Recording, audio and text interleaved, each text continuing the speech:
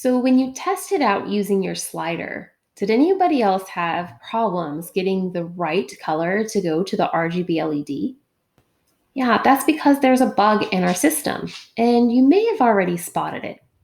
Now, to be able to cycle through all four different colors representing all four different seasons, you need to go to the filter and go into the settings for each line of code and change the range to be different values. Since all of these were set between 25 and 75, there's really no way to determine the correct color that was sent to the RGB LED. It's always going to send the last true. So instead, we're going to change the settings and we're going to start with our summer. I'm going to zoom out just a little bit and I'm going to click on my filter for summer and we're going to start at 0 and we're going to go up to the number 13.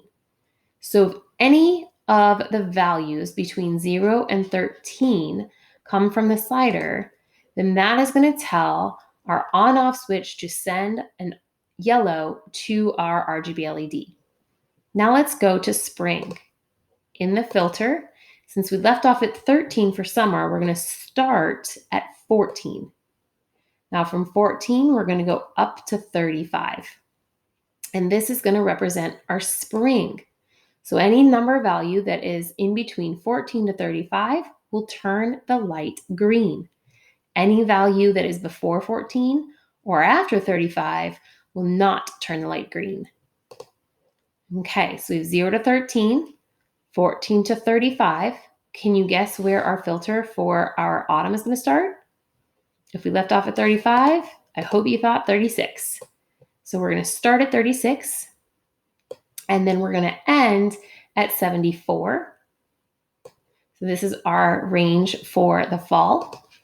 And then finally, for winter, we're going to end all the way at 100 and start at 75.